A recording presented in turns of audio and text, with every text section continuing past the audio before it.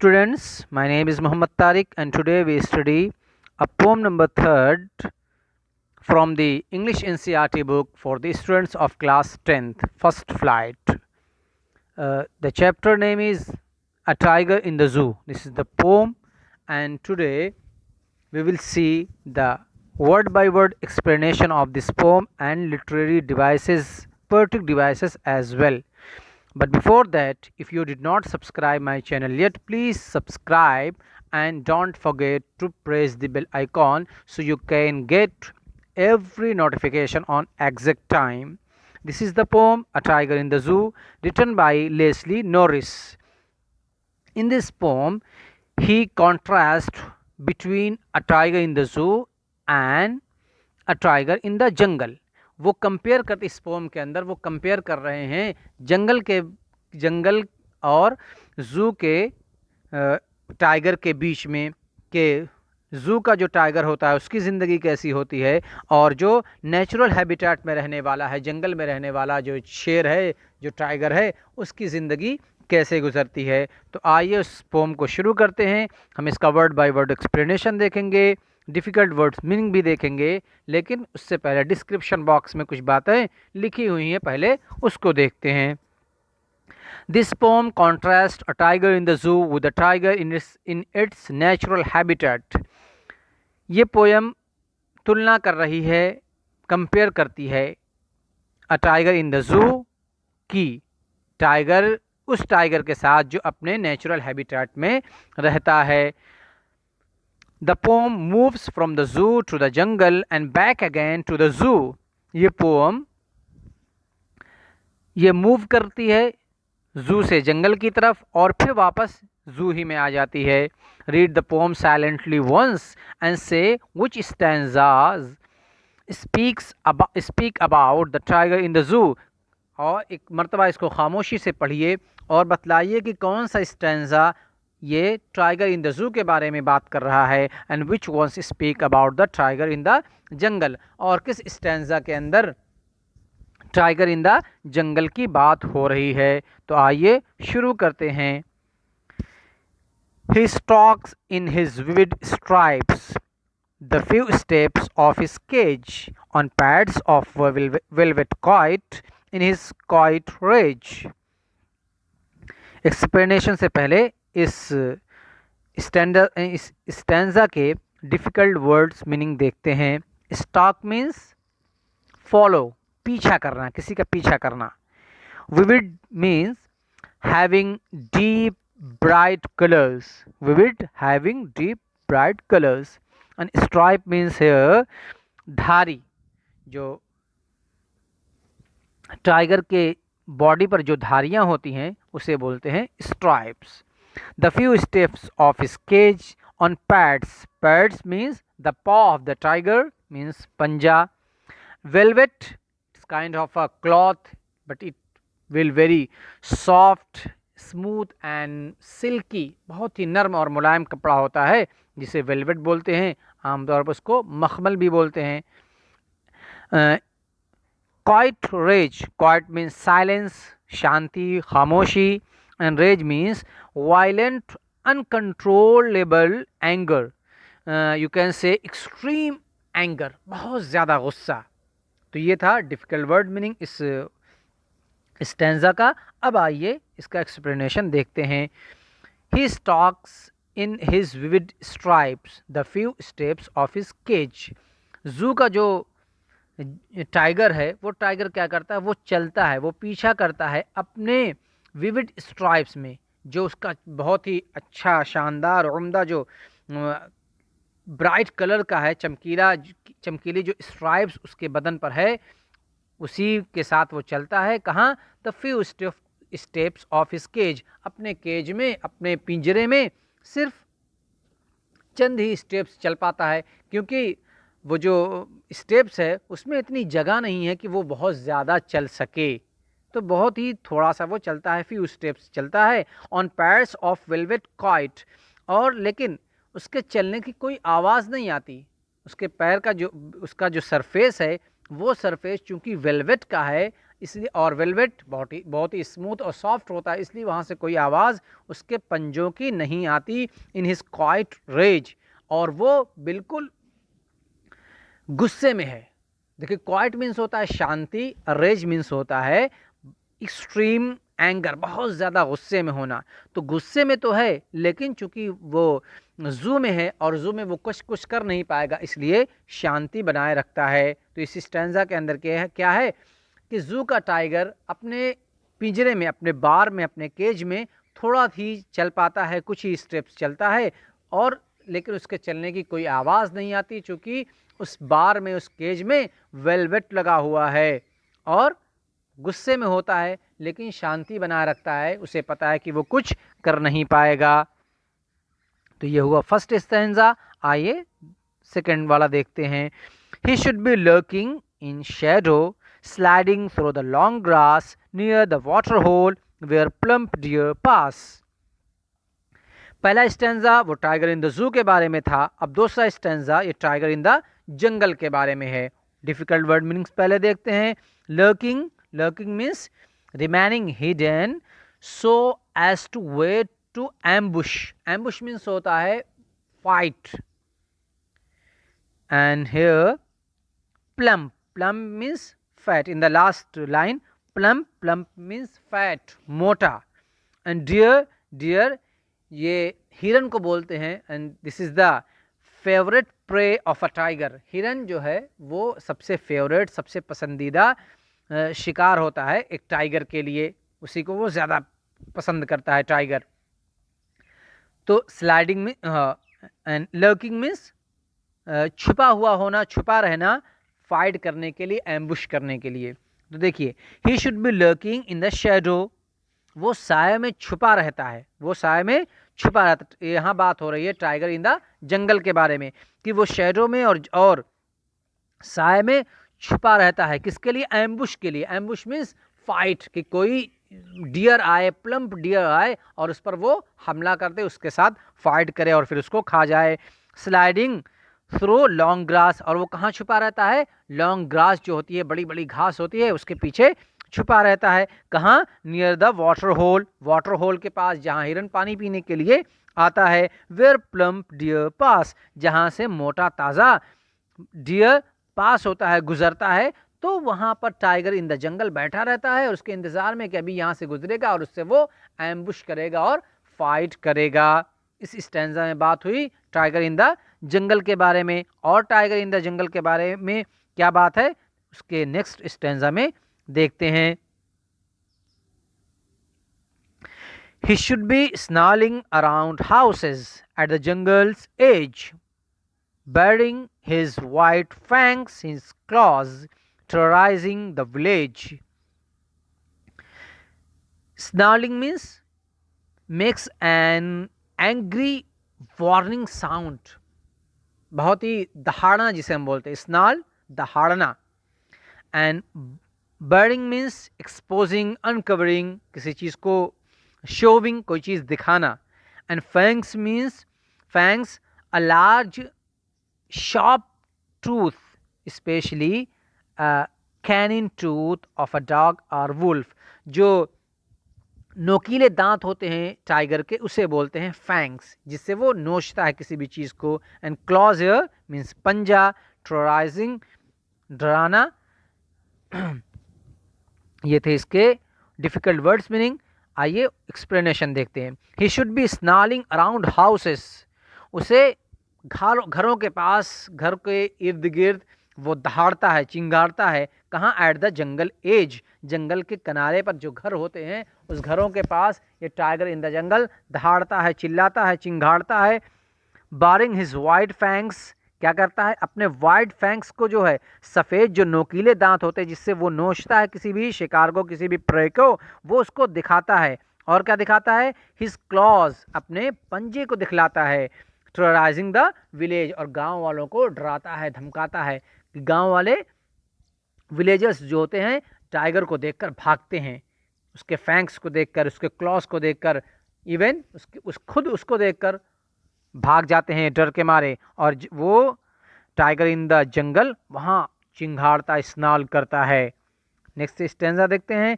But he locked in a concrete cell, his strength behind bars, stalking the length of his cage, ignoring visitors.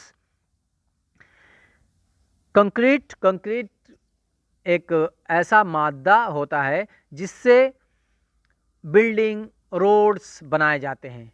तो ये जो tiger in the जू है, अब फिर stanza, चौथा स्टेंजा टाइगर इन द जू ही के बारे में आ गया कि टाइगर इन द जू जो है वो क्या करता है, but he locked in a concrete cell, वो कंक्रीट सेल के में लॉक किया हुआ है, कहीं जा नहीं सकता, बंद कर दिया गया उसको। हिज स्ट्रेंथ बिहाइंड बास, उसकी जो ताकत है, उसके जो चिंघाड़ने की आदत है, ये सब क्या है, बार्स के पीछे छुपी हुई है। वो कुछ भी नहीं कर सकता, वो चिंघाड़ेगा भी तो अपना शिकार नहीं कर सकता। Stalking the length of his cage, stalk means follow करना, पीछा करना, वो अपने केज ही में चल लेता है, उसी की जो लेंथ है, जो लंबाई है, उसी में वो आगे पीछे हो लेता है, कुछ भी नहीं कर पाता। इग्नोरिंग विजिटर्स, और जो विजिटर्स होते हैं जू में, जो लोग घूमने के लिए आते हैं, देखने के लिए आते हैं, उन्हें भी इग्नोर कर देता है।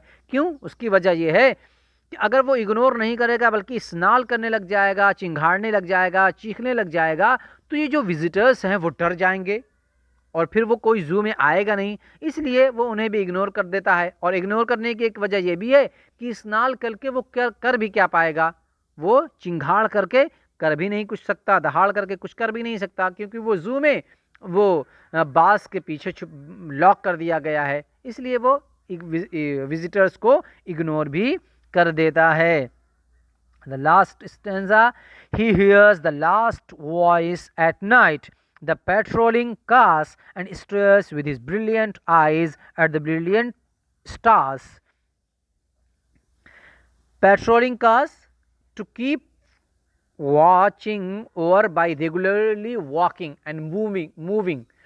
जो लोग वो यहाँ स्पेशली पुलिस की कार है, पुलिस की कार जंगल के जू के अराउंड सराउंड घूमती रहती है, ताकि वहाँ पर कोई ऐसा हादसा ना हो जाए, कोई वाक़या ना हो जाए, इसलिए पुलिस वहाँ पर घूमती रहती है। या कोई विजिटर कोई ऐसा काम ना कर दे जिससे जंगल के जानवर जो हैं, जू के जो जानवर हैं, शेर हैं और भी जानवर, वो भड़क ना उठें, इसलिए पुलिस वहाँ देखती रहती है लोगों को कि ताकि वो कोई ऐसा काम ना करें, तो उसी को बोलते हैं patrolling cars. He hears the last voice of at night, वो रात में सारी आखिरी आवाज़ तक सुनता रहता है, जब पूरा शहर सो जाता है और आखिरी आवाज़ आने तक वो जागता है और सुनता है उसकी आवाज़। द पेट्रोलिंग कार्स, और पेट्रोलिंग कार्स की भी आवाज़ सुनता है कि कब पेट्रोलिंग कार ने, पुलिस की कार ने वहाँ जू के अंदर चक्कर लगाया, वो सब सुनता रहता है। He stares with his brilliant eyes, वो अपनी चमकीली आँखों से देखता है क्या, किस, एट द ब्रिलियंट स्टार्स, किसको, चमकते हुए सितारों को। बस उसकी ज़िंदगी यही है कि वो बास के में लॉक है, कुछ कर नहीं पाता, ब्रिलियंट आइज से ब्रिलियंट स्टार को देखता है, विजिटर्स को इग्नोर करता है, और इसके अलावा उसका कोई काम नहीं है। चंद ही कदम वो अपने उस केज में, उस बार में स्टॉक भी कर पाता है, चल पाता है, और कुछ कर नहीं पाता। तो ये था इस पोम का एक्सप्लेनेशन। अब आइए इसकी पोएटिक डिवाइसेस देखते हैं। सबसे पहले हम इसके देखते हैं राइम स्कीम। तो इस स्टेंजा के अंदर राइम स्कीम क्या है, तकरीबन पूरी इस पोम के अंदर एक ही राइम स्कीम है, वो क्या है, A B C B, A B C B. तो देखते हैं, stripes cage quite rage, so for the stripe A, cage B, quite C, rage again B, इसलिए कि केज और रेज ये राइम कर रहे हैं, तो बी और बी यहाँ आ जाएगा, और पहले में ए, तीसरी लाइन में सी। दूसरा इस पोएम के अंदर है इंजैबमेंट। इंजैबमेंट कहते हैं किसी भी आइडिया का एक से ज़्यादा लाइन में चलना बगैर किसी पंक्चुएशन के, कोई पंक्चुएशन मार्क ना हो और एक से ज़्यादा लाइन में वो आइडिया चलता रहे, लगातार कंटिन्यू होता रहे, तो उसे बोलते हैं इंजैबमेंट। तो देखिए, पहले लाइन में कोई पंक्चुएशन मार्क नहीं है और दूसरे में आकर पंक्चुएशन मार्क लगा हुआ है केज पर, यह है इंजैबमेंट। तीसरी चीज़ इस स्टैंजा के अंदर है पर्सोनिफिकेशन। पर्सोनिफिकेशन कहते हैं to give any human quality to unhuman. Living की जो जानदार हैं, जो ह्यूमन हैं, इंसानी एट्रीब्यूट्स और इंसानी जो क्वालिटी है वो किसी जानवर के अंदर कर दे देना। जैसे देखिए, ही से रेफ़र किया जाता है इंसान को, यहाँ ही से रेफ़र किया गया है टाइगर इन द जू को या टाइगर इन द जंगल को, टाइगर को यहाँ रेफ़र किया गया है, तो इसी को बोलते हैं पर्सोनिफिकेशन के इंसानी क्वालिटी किसी जानवर के अंदर डाल देना, तो ही से रेफ़र कर दिया, यह है पर्सोनिफिकेशन। और चौथी चीज़ इसके अंदर है कॉन्सोनेंस। कॉन्सोनेंस हम इससे पहले ये सारी डिवाइसेस हम अब नेक्स्ट इससे पहले जो हमने प्रीवियस पोएम पढ़ी थी उसमें भी हमने देखा था, dust of snow, fire and ice, इन सब में उनमें भी ये सब डिवाइसेस ये भी उसमें थी। तो इसमें कॉन्सोनेंस है। कॉन्सोनेंस कहते हैं repetition of the consonant sound. Consonant sound का जो रिपीटेशन होता है उसे बोलते हैं कॉन्सोनेंस। तो देखिए यहाँ क्या है कॉन्सोनेंट का, पहली लाइन में देखते हैं स्टाक्स, एस एस, 2 एस है, उसके बाद हिज, एस, उसके बाद स्ट्राइप्स, एस एस। तो यही कॉन्सोनेंस है कि कॉन्सोनेंट साउंड का रिपीटेशन बोलते हैं कॉन्सोनेंस। और इसमें एक है एजोनेंस। एजोनेंस बोलते हैं repetition of the vowel sound. Vowel sound का रिपीटेशन किसी भी, चाहे वो शुरू में हो, आखिर में हो, बीच में हो, कहीं भी हो, रिपीटेशन अगर वॉवेल साउंड का हो रहा है तो उसे एजोनेंस बोलते हैं। जैसे देखिए, हिज स्टॉक पहली ही लाइन के अंदर है इन हिज विविड स्ट्राइप्स। तो देखिए आई का रिपीटेशन हो रहा, इन के अंदर, हिज में, विविड में 2 मरतबा, स्ट्राइप में 1 मरतबा, तो ये है रिपीट एजोनेंस। तो इस स्टैंजा के अंदर 5 चीज़ें हैं। पहले राइम स्कीम इसका ABCB, उसके बाद इंजैबमेंट के विदाउट पंक्चुएशन, किसी भी आइडिया का कंटिन्यू करना एक से ज़्यादा लाइन में, इस पर्सोनिफिकेशन इंसानी जिसमें हम उन अल्फाज से किसी जानवर को रेफ़र करें जिससे कि हम इंसान को रेफ़र करते हैं, तो ही से रेफ़र किया गया, जिससे ही से ह्यूमन को रेफ़र किया जाता है। उसके बाद था कॉन्सोनेंस, उसके बाद फिर एजोनेंस। आइए नेक्स्ट स्टेंजा देखते हैं, इसकी लिटरेरी डिवाइस भी वही है। राइम स्कीम इसका ABCB, शेडो, ग्रास, होल, पास। तो देखिए पास, ग्रास और पास राइम कर रहा है, तो यहाँ B भी है, पहले में A, तीसरे में C, ABCB। इसमें भी इंजैबमेंट है। इंजैबमेंट देखिए तीसरी लाइन जो शुरू हो रही है वो चौथे पर जाकर ख़त्म हो रही है, चौथे में ये पंक्चुएशन मार्क आ रहा है, ये हो गया इंजैबमेंट। इसमें भी पर्सोनिफिकेशन है, इसलिए कि इसमें ही से रेफ़र किया जा रहा है टाइगर को। ये 2 चीज़ें थी इसमें। आइए तीसरा स्टैंजा देखते हैं कि उसमें क्या है। He should be snarling around houses at the jungle's edge, baring his white fangs, his claws terrorizing the village. इसमें भी वही राइम स्कीम ABCB, इसलिए कि हाउसेज, एज, क्लॉज, विलेज। तो देखिए एज और विलेज ये राइम कर रहा है, तो बी भी यहाँ आएगा। हाउसेज, क्लॉज राइम नहीं है, तो वहाँ A, इसमें क्लॉज में C, ABCB। दूसरी चीज़ यहाँ पर्सोनिफिकेशन है। पर्सोनिफिकेशन यहाँ क्या है कि इससे ही टाइगर को ही से रेफ़र किया जा रहा है। और इसमें भी इंजैबमेंट है कि पहली लाइन देखिए, पहली लाइन में कोई पंक्चुएशन मार्क नहीं है, दूसरे में है पंक्चुएशन मार्क, तो ये हो गया इंजैबमेंट। और इसमें एजोनेंस है। एजोनेंस वॉवेल साउंड का रिपीटेशन हो रहा है, प्रोमिनेंट वॉवेल साउंड आ रहे हैं। देखिए ही should B snarling around houses. तो देखिए ओ साउंड का ओ शुड में, अराउंड में और हाउसेस में है।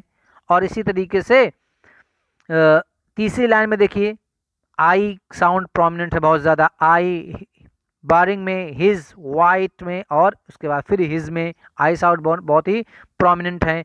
और टेरराइजिंग में भी देखिए 2 मरतबा आई है और विलेज में आई है। तो इसमें 3 लाइनों में एजोनेंस साउंड यानी वॉवल साउंड का रिपीटेशन हो रहा है, जिसे हम एजोनेंस कहते हैं।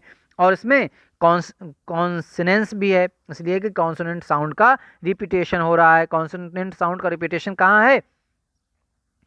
पहली लाइन में देखिए शुड स्नालिंग हाउसेस, तो एस एस एस एस। उसके बाद तीसरी लाइन में भी है his fangs clause, his clause, तो यहाँ भी है। तो ये हो गया कॉन्सोनेंस, कॉन्सोनेंस यानी repetition of the consonant sound. आइए उसके बाद का स्टेंजा देखते हैं, स्टेंजा नंबर 4। इसमें में भी राइम स्कीम वही है, A B C B. Bars और विजिटर्स ये राइम कर रहे हैं, तो ये बी बी और पहले में ए, तीसरे में सी। इसमें भी वही इंजैबमेंट, सॉरी इंजैबमेंट इसमें नहीं है, इसमें पर्सोनिफिकेशन है। क्या कि ही से रेफर किया जा रहा है टाइगर को। और कॉन्सोनेंस, कॉन्सोनेंस भी इसमें है और एजोनेंस भी है। एजोनेंस क्या है? He is locked concrete cell. देखो ही में ही ई साउंड, ई लॉक्ड के अंदर, ही के अंदर, कंक्रीट में 2 मरतबा और सेल में 1 मरतबा, ये हो गया एजोनेंस। इसी तरीके से इग्नोरिंग विजिटर्स में देखिए इग्नोरिंग में 2 मरतबा आई है और विजिटर्स में 2 मरतबा आई है, तो एजोनेंस यहाँ हो गया। कॉन्सोनेंस क्या है? हिज स्ट्रेंथ बार्स, हिज के अंदर एस और स्ट्रेंथ के अंदर एस, बार्स के अंदर एस, तो ये हो गया कॉन्सोनेंस। इस स्टेंजा का लास्ट स्टेंजा देखते हैं। He hears the last voice of night, the patrolling cars and stares with his brilliant eyes at the brilliant stars. इसमें भी राइम स्कीम वही है, A B C B. Cars और stars rhyming कर रहे हैं, बी भी यहाँ आएगा, नाइट एंड आइज यहाँ ए और सी। और इसमें पर्सोनिफिकेशन है कि ही से रेफर किया जा रहा है। एंड इंजैबमेंट है तीसरी लाइन में, देखिए कोई भी पंक्चुएशन मार्क नहीं है, इंजैबमेंट है। और एजोनेंस है, assonance repetition of the vowel sound. देखिए हिज विद हिज ब्रिलियंट, तो देखिए विद में आई है, हिज में आई है, ब्रिलियंट में 2 मरतबा आई है। इसी तरीके से स्ट्रेयर्स में ई है, आइज में 2 मरतबा ई है, तो आई का भी रिपीटेशन हो रहा है और ई, आई का और ई का दोनों का रिपीटेशन हो रहा है। तो ये थी इस पोम की का एक्सप्लेनेशन, इसके डिफ़िकल्ट वर्ड मीनिंग और इसकी पोएटिक डिवाइसेस। आई होप कि आपको ये वीडियो पसंद आई होगी। तो अगर पसंद है तो हमारे इस चैनल को सब्सक्राइब कीजिए। कमेंट बॉक्स में हमें कमेंट करके ज़रूर बताइए कि आपको ये वीडियो पसंद आई है, और अपने दोस्तों को, फ्रेंड्स को शेयर कीजिए। सो मिलते हैं नेक्स्ट वीडियो के साथ। Till then take care and have fun.